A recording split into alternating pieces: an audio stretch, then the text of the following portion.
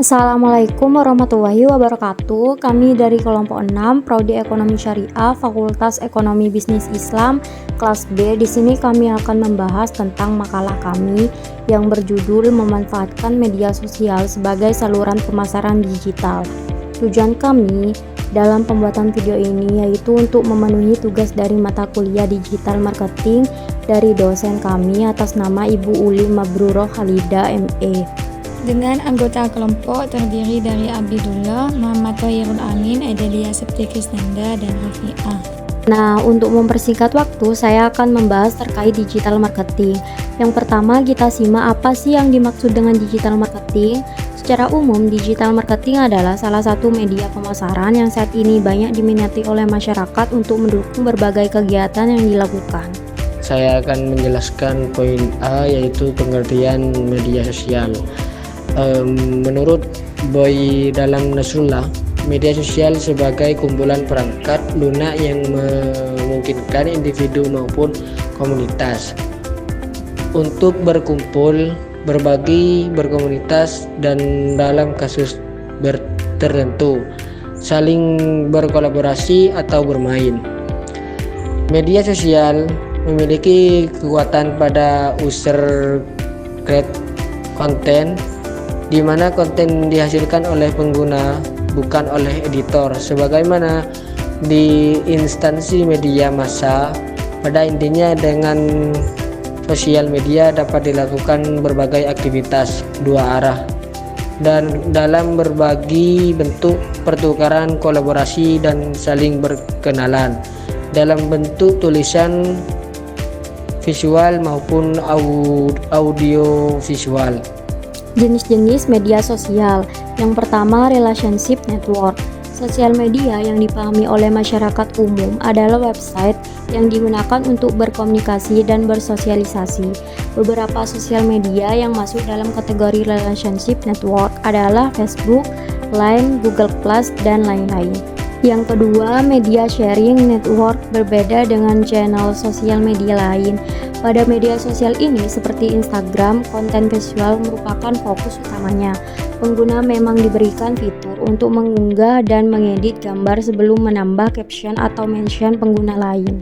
Ketiga, online reviews. Sosial media untuk online reviews berbasis lokal seperti OpenRice, TripAdvisor, dan Zomato memiliki daya tarik tersendiri sebagai sosial media yang mengadopsi teknologi geolocation.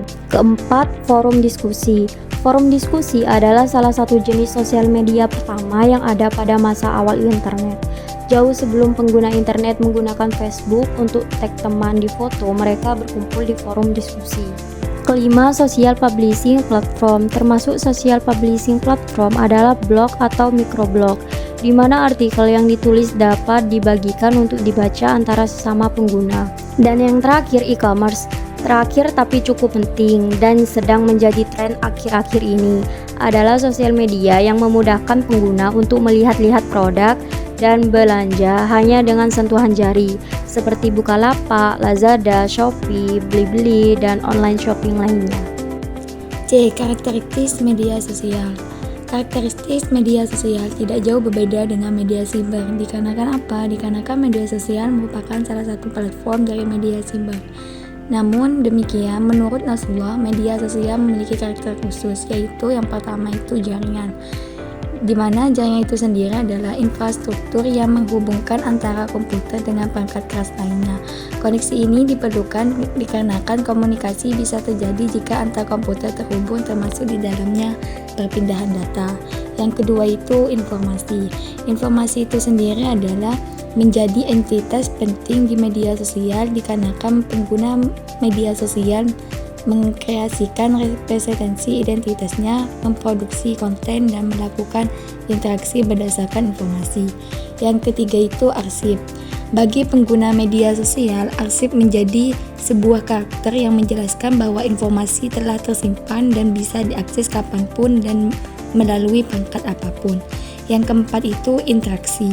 Media sosial membentuk jaringan antar pengguna yang tidak sekedar memperluas hubungan pertemanan atau pengikut. Sementara tetapi harus dibangun dengan interaksi antar pengguna tersebut. Yang kelima itu simulasi sosial. Media sosial memiliki karakter sebagai medium berlangsungnya masyarakat di dunia virtual. Media sosial memiliki keunikan dan pola yang dalam banyak kasus berbeda dan tidak dijumpai dalam tantangan masyarakat yang real. Yang terakhir itu konten oleh pengguna. Di media sosial, konten sepenuhnya milik dan berdasarkan kontribusi pengguna atau pemilik akun. UGC merupakan relasi simbiosis dalam budaya media baru yang memberikan kesempatan dan keleluasaan penggunaan untuk berpartisipasi. Indikator dari sebuah media sosial. Jadi media sosial tadi kan sudah dijelaskan mengenai media sosial. Apa itu media sosial? Fungsi dari media sosial itu seperti apa? Nah, selanjutnya di sini saya akan menjelaskan mengenai indikator-indikator yang ada pada media sosial. Salah satunya yaitu hashtag. Apa itu hashtag? Hashtag yaitu suatu label yang diberikan awalan simbol tanda pagar atau fitur pagar. Ini merupakan suatu postingan yang penting karena sangat memudahkan pengguna untuk menemukan suatu foto, video yang ada pada media sosial. Selanjutnya yaitu indikator yang kedua yaitu lokasi. Lokasi artinya dengan adanya media sosial, smartphone telah dilengkapi suatu fitur yang berguna untuk mengetahui lokasi tempat pengambilan suatu gambar. Jadi adanya media sosial itu menentukan tempat ketika kita mengambil suatu gambar. Selanjutnya indikator yang kedua yaitu follow. Dalam follow yaitu suatu sistem dengan menjadikan atau menjadi pengikut suatu akun pengguna lainnya atau pemilik akun Instagram. Dan yang keempat yaitu share. Share merupakan jejaring sosial, juga tidak hanya dapat membagikan dalam Instagram saja, melainkan foto tersebut dapat dibagi juga melalui jejaring sosial lainnya. Terus yang kelima yaitu like yaitu sebagai penanda bahwa pengguna yang lain menyukai foto yang telah diunggah oleh pengguna lain. Jadi like itu merupakan suatu tanda seseorang sudah menyukai unggahan dari seseorang gitu. Yang terakhir yaitu mention. Mention, apa itu mention? Jadi mention itu menyinggung suatu pengguna lain. Jadi dengan adanya mention kita dapat berkomunikasi. Setelah itu, setelah adanya indikator yang ada pada media sosial, selanjutnya kita membahas mengenai fungsi media sosial. Jadi media sosial itu memiliki fungsi dalam keseharian kita. Salah satunya yaitu sebagai ruang interaksi. Dengan adanya media sosial, kita tuh lebih mudah berinteraksi dengan seseorang meskipun jarak kita jauh. Dengan adanya media sosial, jarak kita yang awalnya jauh menjadi lebih dekat gitu. Setelah ruang interaksi, fungsi media sosial yang kedua yaitu lebih mudah menjangkau pelanggan. Jadi dengan adanya media sosial, kita tuh lebih mudah dalam menjangkau suatu pelanggan. Itu berlaku jika kita memiliki toko atau perusahaan.